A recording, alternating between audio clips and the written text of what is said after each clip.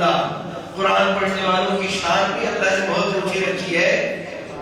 ان ھذا الکتاب، یہ کتاب ایسی کتاب ہے، ابھی آپ بھی سن رہے تھے نا کہ جو اس کتاب کو اپنے سینے میں محفوظ کرتے ہیں اللہ ان کو یہ شان اور عظمت عطا فرما دیتے ہیں کہ ان کا مقام تو اونچا ہو ہی جاتا ہے. بہت بڑا اللہ کا انعام ہے کہ ایسی کتاب کے ساتھ اللہ نے ہمیں جوڑا ہے کہ یہ کتاب وفادار کتاب ہے.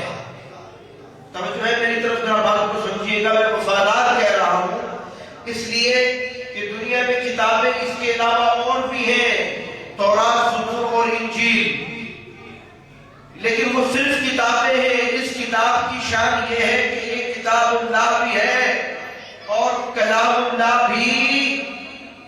فرق سمجھیے گا اس بات میں کہ یہ کتاب اللہ بھی ہے، یعنی تورات، زبور اور انجیل کی طرح آسمان سے اتری ہے، لیکن صرف کتاب اللہ نہیں ہے، یہ کلام اللہ بھی ہے.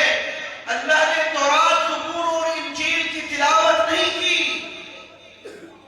کاش آپ یہ بات سمجھتے تو آپ فخر سے اور خوشی سے، آپ میں سے کسی کو 50,000 روپے کی لاٹری لگ جائے، مجمع میں بیٹھے ہوئے کسی آدمی کو 50,000 روپے کی لاٹری لگ جائے تو وہ کتنا خوش ہو جائے گا پیارے بھائیوں؟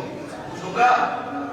آپ کو پتا ہے کہ یہ کتاب وہ کتاب ہے جس کی سب سے پہلے تلاوت خود اللہ نے کی ہے، اس لیے اس کو صرف کتاب اللہ نہیں بلکہ اس کو کلام اللہ کہا جاتا ہے.